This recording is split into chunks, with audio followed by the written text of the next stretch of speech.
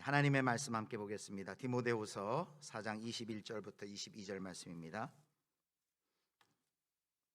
디모데후서 4장 21절에서 22절까지의 말씀 우리 같이 한 목소리로 읽도록 하겠습니다. 시작. 너는 겨울 전에 어서 오라. 으블로와 부데와 리노와 글라우디아와 모든 형제가 다 내게 문안하느니라. 나는 주께서 내 심령에 함께 계시기를 바라노니 은혜가 너희와 함께 있을지어다. 아멘. 네, 오늘 설교의 제목은 겨울 전에 어서 오라라는 제목입니다. 겨울 전에 어서 오라. 벌써 11월 넷째 주네요. 그리고 이제 겨울이 오고 있습니다. 이제 곧 첫눈다운 첫눈도 곧 내릴 것 같습니다. 겨울이 오면은 저는 이렇게 늘 생각나는 동요가 있어요. 그 유명한 동요죠. 이원수 그 아동 문학가 선생님이 지은 겨울나무라는 동요입니다. 나무야 나무야 이렇게 시작하는 노래인데요. 그 가사를 보면요, 노래 부를 때 모르는데 이렇게 가사만 읽어보면 되게 좀 쓸쓸합니다. 나무야 나무야 겨울나무야 눈 쌓인 응달에 외로이 서서 아무도 찾지 않는 추운 겨울을 바람 따라 휘파람만 불고 있느냐. 원래 동시에는 나무야 옷 벗은 나무야 근데 이제 운율에 맞추느라고 그 옷 벗은을 뺐는데요, 옷을 벗은 채로 눈 쌓인 응달에 그것도 이제 외로이 서 있는 그 겨울나무를 그리면서 노래를 하고 있습니다. 그러니까 나무가 그 평생 그 자리에 서 있는데 겨울이라는 혹독한 환경이 왔는데도 그 자리에 서서 의연하게 자리를 지키고 있는 그런 겨울나무를 노래합니다. 이 겨울나무를 이 노래를 하면요, 오늘 본문에 우리 신앙의 인물 겨울나무와 같은 신앙의 인물 한 사람을 우리가 생각하게 됩니다. 오늘 본문에 나온 사도 바울입니다. 사도 바울은 우리가 아는 대로 예수님을 따르기 전에 유명한 유대주의자 광신도였죠. 유대주의에 열심히 있는 사람이었습니다. 그래서 예수님 믿는 사람들을 다 잡아다가 감옥에 갇힙니다. 그리고 스데반이 죽을 때는 가표 투표를 했고 함께 그 일에 동참합니다. 어느 날 그날도 다메섹 도상에서 예수 믿는 사람들을 다 잡아서 박해하려고 가고 있는데 부활하신 예수님이 그를 만나죠. 그리고 그 부활하신 예수님을 만난 후에 그 사도 바울의 인생이 완전히 180도가 바뀌어서 이제 복음 증거자로, 그래서 갖은 고난과 핍박을 당하면서 넘실대는 그 파도를 넘어가면서 더 수백 킬로를 이제 전도 여행하는데 자기의 인생을 다 드립니다. 그렇게 평생을 자기의 삶을 다 드린 사도 바울이 인생의 마지막에서 쓴 유언과 같은 서신이 바로 디모데후서입니다. 디모데후서는 이제 목회서신이라고 불러집니다. 그래서 디모데에게, 목회자인 디모데에게, 영적인 아들인 디모데에게, 에베소의 담임 목사인 디모데에게 목회를 하면서 이러한 것들에 대해서 주의하고 또 조심하고 힘을 써라라는 권면을 합니다. 이 디모데후서를 쓸 때 사도 바울은 이제 두 번째 로마의 감옥에 감금하고 있습니다. 로마에 감금되어서 감옥에 감금된 채로 이 편지를 쓰고 있는 것입니다. 이제 곧 닥칠 자신의 순교가 얼마 남지 않았다는 것을 직감하면서 마지막으로 유언과 같이 꼭꼭 펜을 눌러서 이 편지를 쓰고 있습니다. 디모데후서에는요, 이 디모데에게 이제 세 가지 중요한 영적인 교훈을 이야기합니다. 첫 번째는 예수 그리스도의 좋은 군사로 함께 고난을 받아라라고 말을 합니다. 1장 8절에 있고요. 두 번째는 부끄러울 것이 없는 일꾼으로 인정된 자로 자신을 하나님께 드리라라고 2장 15절에 나와 있습니다. 세 번째는 세상이나 지식이나 돈에 매이지 않고 오직 복음에 매여서 예수의 은혜 속에 경건한 삶을 살아라라는 이 큰 세 가지 주제로 편지가 쓰여져 있습니다. 그리고 오늘 이제 마지막으로 우리가 읽기는 4장 21절부터 읽었지만 4장 이제 9절부터 마지막 22절까지는 사도 바울이 개인적으로 디모데에게 권면하고 개인적인 부탁이 적혀 있습니다. 오늘 저는 이 본문 중에서도 특별히 이 21절 제목으로 삼은 21절을 좀 주목하고 싶습니다. 거기 뭐라고 했냐면 너는 겨울 전에 속히 어서 오라. 겨울 전에 어서 오라라고 했습니다. 똑같은 말을 9절에도 한 번 더 해요. 조금 다르게 하는데 9절 말씀 한번 보겠습니다. 우리 같이 읽겠습니다. 시작. 네, 너는 어서 속히 내게로 오라. 그런데 언제 와야 되느냐? 21절에 보면 좀 더 자세히 시기를 밝히죠. 겨울 전에 어서 와라라고 이야기를 합니다. 여러분, 지금 사도 바울이 이 편지를 쓰고 있는 로마에서부터 이 편지를 수신하는 디모데는 에베소 교회에 지금 담임 목회를 하고 있는데요. 로마와 에베소와의 사이가 몇백 킬로쯤 됩니다. 그렇게 쉽게 올 수 있는 거리가 아니에요. 그런데 왜 사도 바울이 겨울 전에 속히 나에게 와라라고 이렇게 간곡히 또 권면하고 명령을 하는 것일까요? 사도 바울의 상황을 우리가 좀 생각해 봤으면 좋겠습니다. 사도 바울은 로마의 감옥에 갇혀 있어요. 로마의 감옥은 사방이 막혀 있고 천장에만 그 창이 나 있습니다. 그러니까 어두컴컴했겠죠. 많이 습기가 차 있겠죠. 토굴 감옥과 같은 그곳에서 지금 외롭게 추위와 함께 싸우고 있습니다. 많은 사람들이 사도 바울을 배반하고 떠났어요. 그래서 서신에 그대로 남아 있습니다. 디모데후서 1장 15절을 보겠습니다. 제가 읽겠습니다. 아시아에 있는 모든 사람이 나를 버린 이 일을 내가 아나니 그 중에는 부겔로와 허모게네도 있느니라. 부겔로와 허모게네란 사람이 이제 떠났습니다. 배신하고 떠났어요. 4장 10절에는 이렇게 나와 있습니다. 같이 읽습니다. 시작. 데마는 이 세상을 사랑하여 나를 버리고 데살로니가로 갔고 그레스게는 갈라디아로 디도는 달마디아로 갔고. 네, 여기 데마 우리가 잘 알죠. 사도 바울 배신하고 배반하고 세상을 사랑하여서 세상에서 욕망을 추구하기 위해서 세상으로 떠났습니다. 뒤에 나와 있는 두 사람은 배신하고 떠난 건 아닌 것 같아요. 그레스게 또는 디도는 이제 또 다른 사역을 위해 바울이 다른 곳으로 보낸 것으로 여겨집니다. 자, 지금 로마의 감옥에서 로마에도 겨울이 지금 시시각각 다가오고 있는데 그가 이런 부탁을 합니다. 4장 13절입니다. 내가 올 때에 내가 드로아 가보의 집에 둔 겉옷을 가지고 오고 또 최근 특별히 가죽 종이에 쓴 것을 가져오라.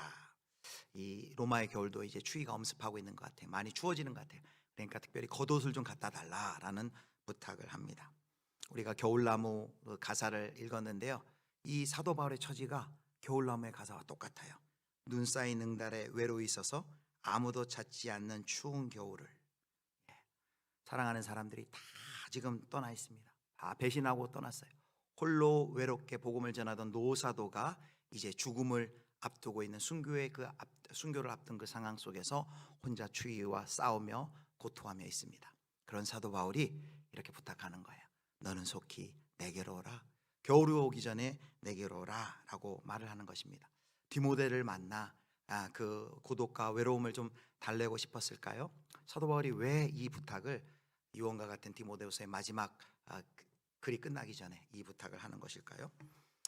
표면적인 이유는 두 가지입니다. 표면적인 이유는 첫 번째는 사도 바울이 아까도 언급했지만 자신이 처형당할 날이 순교당할 날이 가까이 오고 있음을 알고 있었습니다. 그래서 이 디모데후서 4장에서도 이 앞에 보면 전제와 같이 내가 벌써 부어지고 나의 떠날 시각이 가까웠도다. 사형 집행의 날, 순교의 날이 점점 엄습해 오고 있다는 것을 감지하고 있었습니다. 그러니까 언제 죽을지 모르는데 그 전에 빨리 만나야 되겠는데 문제는 겨울이 오면은 그 에베소에 있는 이 디모데가 로마까지 항해를 배 타고 와야 되는데 지중해의 겨울바다는 너무나도 무섭고 위험합니다. 파도가 높아가지고 항해할 수가 없어요. 그래서 겨울에는 항해를 못하도록 돼 있는데 혹시 하더라도 너무나도 위험하기 때문에 겨울이 되면 항해가 거의 불가능합니다. 그래서 사도 바울이 부탁하는 거예요.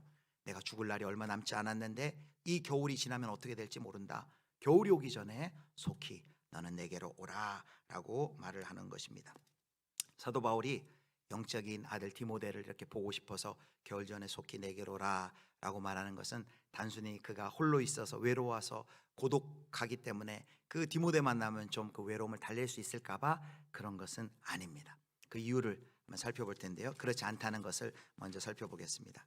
자, 바울이 처음에 로마 감옥에 갇혔을 때 많은 사람들이 바울을 좀 도와줬던 것 같아요. 그런데 지금 바울은 그를 도와줬던 재판을 도와줬던 많은 사람들이 다 떠나 있습니다. 그런데 사도 바울이 그걸 섭섭해하지 않고 그들을 탓하지 않습니다. 16절을 보겠습니다. 16절 우리 같이 읽겠습니다. 시작. 내가 처음 변명할 때에 나와 함께 한 자가 하나도 없고 다 나를 버렸으나 그들에게 허물을 돌리지 않기를 원하노라. 아멘. 여기 이제 처음 변론할 때에라고 했는데 이 말은 내가 재판정에 나갔을 때에라는 그런 뜻입니다. 재판에 나갔을 때 재판을 할 때 아무도 나를 도와주지 않고 함께했던 자가 하나도 없고 다 나를 버렸어요. 서운해할 수 있잖아요. 그런데 그 뒤에 뭐라고 합니까? 그들에게 허물을 돌리지 않기를 원하노라라고 말을 합니다.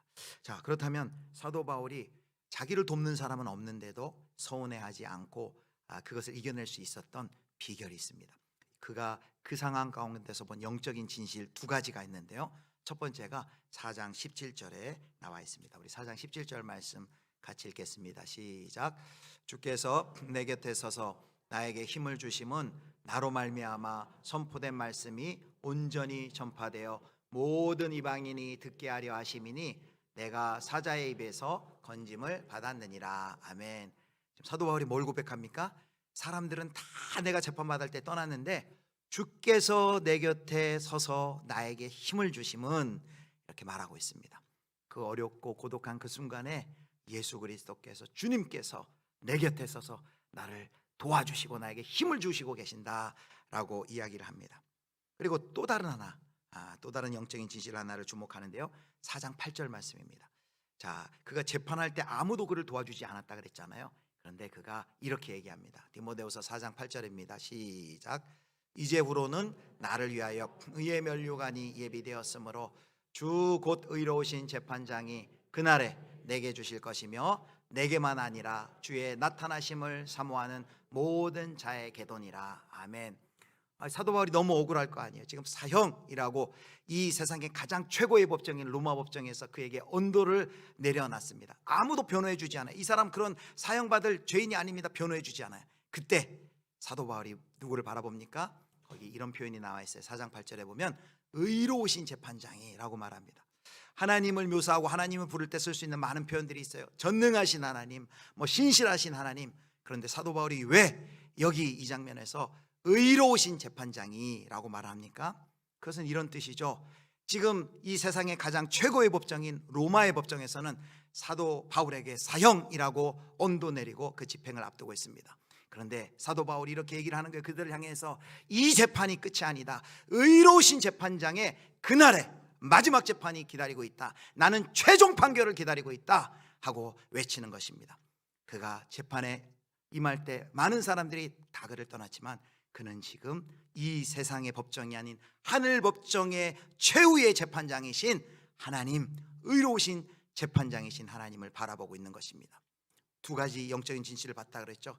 힘들고 고독하고 외롭지만 주께서 내 곁에서 힘을 주시고 계신다. 그리고 이 재판이 끝이 아니다. 의로우신 재판장이 그날에 나에게 의의 면류관을 주시고 이 나를 재판해 주실 것이다, 심판해 주실 것이다 라는 것을 말하고 있는 것입니다.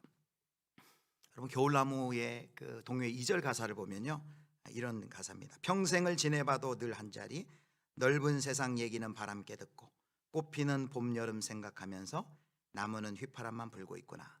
이렇게 추운데 나무가 홀로 겨울을 견딜 수 있는 두 가지 이유가 이 2절 가사에 나와 있는데, 하나는 뭐냐면요, 하나는 바람 때문이에요. 넓은 세상 얘기는 바람께 듣고, 또 하나는요, 다가올 봄을 기다리는 거예요. 꽃피는 봄 여름 생각하면서 겨울 지나 봄이 올 것을. 동요 가사긴 한데요, 바울이 지금 처한 상황하고 똑같아요. 그가 그 감옥의 고독함과 외로움을 견딜 수 있는 것 무엇이에요?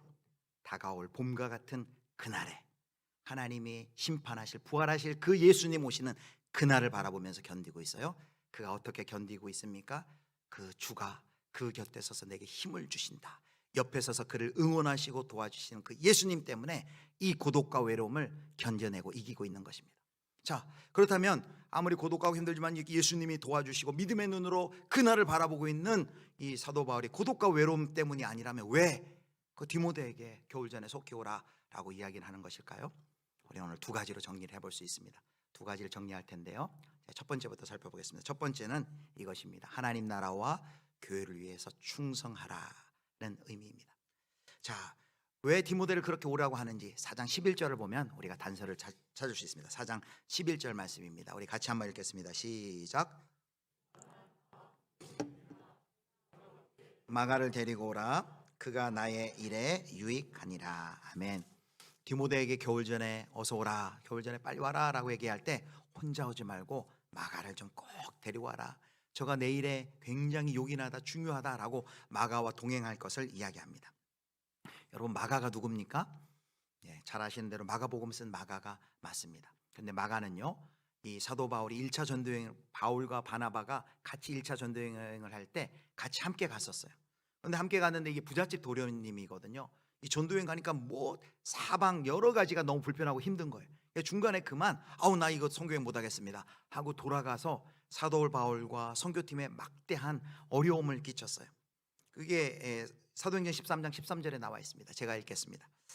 바울과 및 동행하는 사람들이 바보에서 배 타고 밤빌리아에 있는 버가에 이르니 요한은 그들에게 떠나 예루살렘으로 돌아가고.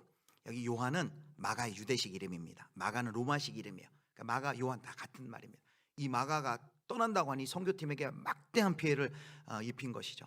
그런데 2차 선교여행을 하는데 이 마가가 다시 내가 선교여행을 가겠다고 하는 겁니다. 사도 바울이 머리 끝까지 화가 났어요.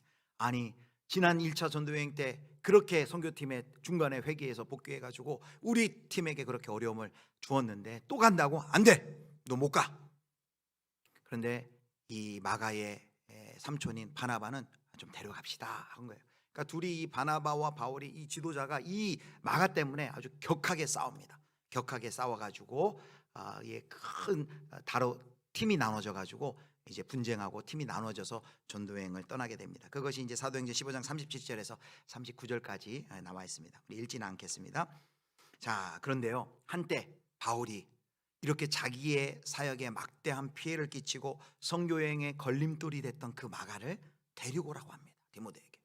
왜 데리고 오라고 할까요? 그동안 이렇게 좀 껄끄럽고 어려운 관계였지만, 갈등 관계였지만 이제 죽음을 앞두고 좀 마지막 화해하고 또 용서하고 관계를 회복하기 위함이었을까요? 그것이 꼭 필요합니다. 그런데 성경의 다른 데를 보면 이미 사도 바울은 마가를 용서했고 화해했습니다. 골로새서 4장 10절을 보겠습니다. 자, 10절. 나와 함께 갇힌 아리스타고와 바나바의 생질 조카죠, 마가와 이 마가에 대하여 너희가 명을 받았음에 그가 이르거든 영접하라. 아멘. 디모데후서 가장 마지막에 쓰여진 이 서신 훨씬 이전에 골로새서에서 이미 마가를 골로새 교회에 천거를 합니다. 무슨 말이냐면 이미 화해했다는 거예요. 그들에게 마가를 동일하게 기쁨으로 이 마가를 잘 받아달라고 골로새 교인들에게 추천을 합니다. 이미 화해했고 이미 용서를 했습니다. 그럼에도 불구하고 바울이 왜 마가를 부를까요? 왜 디모데를 부를까요? 이것이죠. 디모데와 마가를 자신이 죽기 전에 꼭 다시 만나서 그들에게 하나님을 향한 굳건한 믿음을 하나님께서 복돋아 주시고 순교의 정신을 전숙해 하고 목독해 하고 충성된 그 복음의 종의 길을 잘 갈 수 있도록 믿음을 계승하기 위해서, 마지막까지 그 하나님의 일꾼을 세우기 위해서 사도 바울이 디모데와 마가를 부르고 있는 것입니다. 남은 힘을 다해서 지금 이리 때와 같이 교회를 핍박하고 교회를 공격하는 그 세상 가운데 하나님의 귀한 믿음의 일꾼으로 이들이 서야 되는데, 끝까지 하나라도 더 그들을 도와주기 위해서, 하나라도 더 그들의 믿음을 견고케 하기 위해서 끝까지 포기하지 않고 그들을 부릅니다. 나에게 꼭 겨울 전에 와라 라고 말하고 있는 것입니다. 여러분, 바울의 간절한 바람대로 이 마가, 누가, 이 디모데는요 초대교회의 신실한 주의 종으로 든든히 서갑니다. 누가는 아신 대로 누가복음을 짓고요, 마가복음은 이제 마가복음을 짓고, 전승에 의하면 마가도 이제 순교한 것으로 그렇게 전해지고 있습니다. 여러분, 겨울 전에 속히 오라라는 이 사도 바울의 간절한 요청 가운데는 여러분 어떤 마음이 있습니까? 자기의 일신의 안위를 생각하기보다는 하나님의 나라와 하나님의 교회 공동체를 위해서 그들을 섬길 일꾼들을 끝까지 세우기 위한 사도 바울의 끝까지 충성되는 모습이 여기 들어 있는 것입니다. 마지막까지 이 사명을 감당하는 우리 사도 바울의 이 모습을 볼 수 있습니다. 그런데 이 모습이 누구의 모습입니까? 바로 우리 주 예수 그리스도의 모습이죠. 부활하신 다음에, 이제 부활했으면 모든 게 끝난 것이 아니에요. 그냥 있다가 승천하시면 되는데요, 예수님이 부활하신 다음에 곳곳으로 제자들을 찾아 떠나십니다. 엠마오로 낙심하여 가는 두 사람에게 나타나서 그들의 눈을 열어주시고 그들에게 말씀을 풀어주십니다. 낙심하여 낙향하여 갈릴리 호수에서 고기 잡는 제자들에게 찾아가서 그들을 일깨워 주시고 그들에게 다시 한번 격려해 주시고 그들을 다시 사도로 세워 주십니다. 부활 후에 두려워서 떨고 문을 잠그고 있는 제자들에게 나타나서 성령을 받으라 말씀하시며 그들을 파송해 주십니다. 끝까지 예수님께서 자신의 제자들을 끝까지 세우기 위해서 승천하시기 전까지 수고하고 애쓰며 하나님의 나라와 그의 몸된 교회를 위해 수고하신 그 모습을 사도 바울이 그대로 닮은 거예요. 그래서 마지막까지 죽기 직전까지 어떻게 하든지 하나님의 일꾼을 좀 세우고 견실히 견고히 세우기 위해서 부탁하는 것입니다. 겨울 전에 속히 내게로 오라 라고 말하는 것입니다. 하나님의 나라와 교회를 위해 충성하라 라는 뜻입니다. 자, 두 번째는요, 이제 그것이 사도 바울의 입장이었다면 이제 디모데 입장에서 생각해 보면 두 번째는 이것입니다. 겨울 전에 어서 오라는 것은 기회가 지나가기 전에 부르심에 순종하라 라는 뜻입니다. 여러분, 디모데가 이 편지를 받고 나서 어떻게 했을까요? 여기서부터는 성경에 나오지 않습니다. 그러니까 우리가 그냥 묵상할 수밖에 없어요. 거룩한 상상력을 동원할 수밖에 없습니다. 여러분, 디모데가 이 서신을 받았을 때 아유 지금 목회도 바빠 죽겠는데 뭘 자꾸 오라 그래 하고 그 편지를 던져버렸을까요? 평소에 디모데와 바울과의 관계를 생각하건대 저는 그렇다고 생각하지 않습니다. 아마 이 디모데는 편지를 받자마자 그 스승의 부탁대로 지체하지 않고 드로아로 가서 거기서 거독과 또 책을 찾아서 로마를 향해 곧장 떠났을 것입니다. 조금만 지체하면 우물쭈물하다가는 바닷길이 막히기 때문에 속히 로마로 갔을 것입니다. 그리고 거기에 겨울나무처럼 홀로 외로이 감옥에서 믿음을 지키고 서 있는 그 스승 사도 바울을 만나 오래간만에 만나 격려하며 회포를 풀며 아마 즐거운 시간을 보냈겠죠. 사도 바울은 죽기 전에 그에게 전수해주고 싶은 모든 믿음의 아주 중요한 진수, 믿음의 중요한 내용들, 이야기들을 다 아낌없이 그에게 하나도 아낌없이 다 전해 주었을 것입니다. 그리고 아마 마지막까지 바울의 사형장으로 끌려가는 바울과 함께 마지막에 그의 순교의 장면을 이 디모데도 목도하였을 것입니다. 여러분, 이 모든 일이 무엇이 전제되어야 가능해요? 무엇이 전제되어야 가능합니까? 바로 바울의 요청대로 겨울 전에 속히 가야만 그 일이 가능합니다. 늦으면 그 일을 이룰 수 없어요. 늦으면 그 유익들을 경험할 수가 없어요. 겨울 전에 속히 오라는 그 명령에 순종하였을 때 디모데는 개인적으로 영적인 유익을 누릴 수 있고 교회 공동체와 하나님의 나라는 이 유익을 누릴 수 있는 것입니다.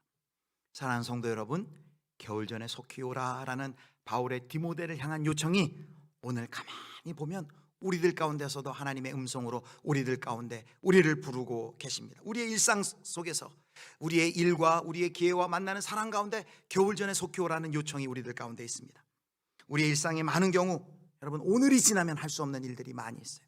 우리 이번이 아니면 놓칠 수 있는 기회들이 많이 있어요. 바로 오늘 빨리 해야만 하는 하나님이 허락하신 기회, 하나님이 만나도록 인도하신 그 기회와 만남들이 있습니다. 작년 가을에 저희 장모님이 이제 췌장암을 투병하시다가 이제 돌아가셨는데 소천하시기 전에 한 1년 6개월, 한 달 반 정도를 호스피스 병동에 있으셨어요. 호스피스 병동에는 그 직계만 들어갈 수 있더라고요. 그래서 아내와 또 처남이 교대로 보호했고 저는 요청을 해가지고 한 일주일이나 2주일에 이제 한 번 들어가서 이제 뵙고 이제 기도하고 올 수 있었어요.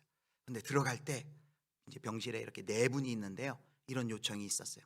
아내도 요청했고 거기에 있는 분들이 우리 여기 누워 계신 할머니, 우리 어머니 예수님 아직 못 믿었는데 좀 오셨을 때 복음을 전해주시고 좀 기도해 주셨으면 좋겠습니다. 그래서 들어가셨을 때 뭐 그분들 의식도 없어요. 잘 듣지 못해. 그러나 듣고 귀는 열려 있으니까 들으시고 예수님 영접하시도록 그런 마음 가지고 간절히 그들을 위해 이렇게 기도를 했습니다.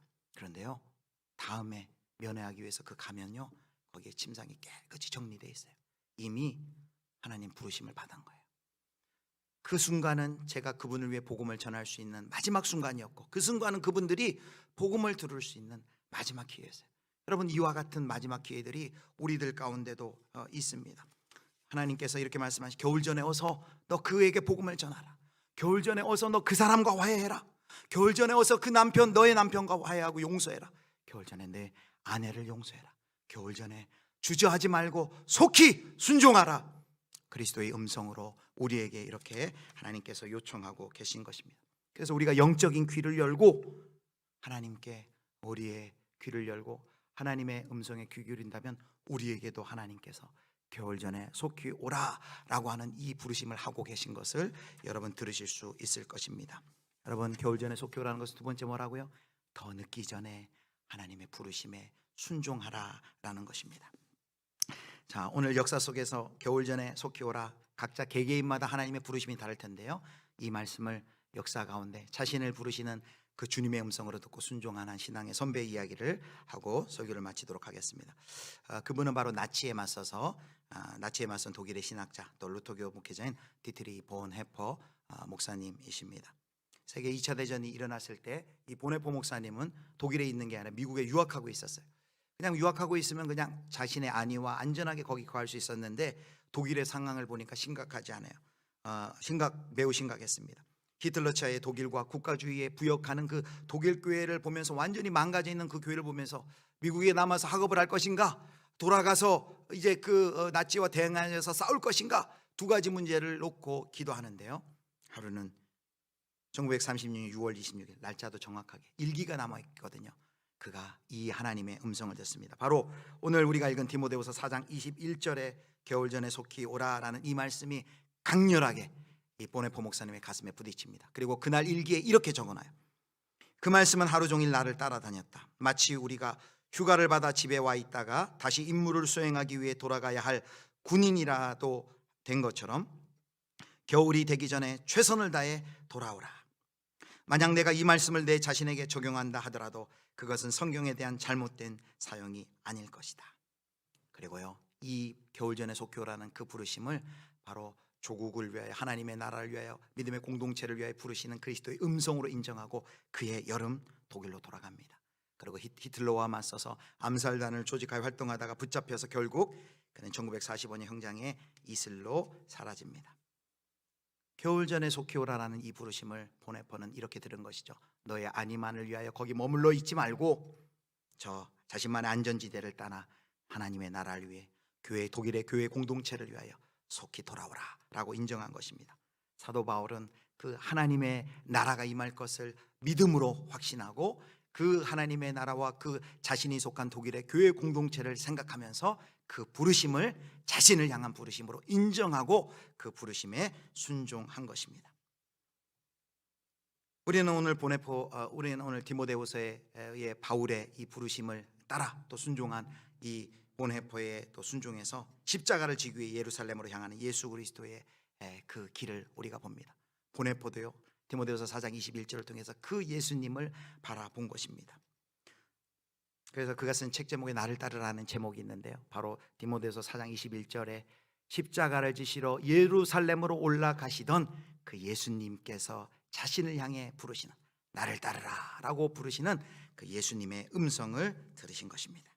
사랑하는 성도 여러분, 말씀을 맺겠습니다. 예수님께서 우리의 마음에 문을 두드리시면서, 우리의 마음을 두드리시면서 촉구하십니다. 겨울 전에 어서 와라, 겨울 전에 속히 오라. 두 가지 의미가 있다 그랬죠. 겨울 전에 속히 오라는 것은 하나님의 나라와 교회를 위해 끝까지 충성하라는 거예요. 끝까지 자신의 죽음이 얼마 남지 않아도 그 하나님의 나라와 교회를 위해 일꾼을 세우려 하는 그 바울의 마지막까지 충성된 그 열심. 두 번째는요, 기회가 지나가기 전에 하나님의 부르심에 순종하라는 거예요. 더 늦기 전에, 후회하기 전에 미루지 말고 부르심에 순종하고 하나님의 나라와 교회를 위해 끝까지 충성하라라는 것입니다. 사랑하는 우리 예수비전교회 성도님들에게도 하나님이 이 부르심으로 우리를 초청하십니다. 겨울 전에 어서 오라. 오늘 우리 성가대가 거의 1년 7개월 8개월 만에 찬양했는데요, 오늘 한 찬양이 선한 능력으로 해요. 근데 이 선한 능력으로 이 가사가요, 사실은 이 본헤퍼 목사님이 순교하기 5개월 전에 마지막으로 자기 사랑하는 약혼녀에게 보낸 편지의 내용입니다. 거기에 이렇게 얘기하죠. 선한 능력으로 하나님이 나를 내 곁에서 붙들어 주십니다. 사도 바울이 고백한 것처럼 선한 능력으로 하나님이 나를 붙들어 주십니다. 그리고 주님이 마신 고난의 잔을 우리도 감사하며 받을 것입니다. 주님이 남은 고난을 채워가겠습니다. 예수와 복음 위에 살겠습니다. 이렇게 결단합니다. 수년 전부터 우리 번안이 돼서 우리 한국교회 부르고 있는데요, 오늘 겨울 전에 속히 오라 라는 이 하나님의 부르심의 음성을 기억하시면서 우리 다 같이 일어나셔서 이 찬양 우리의 신앙의 고백으로 하나님께 드리겠습니다.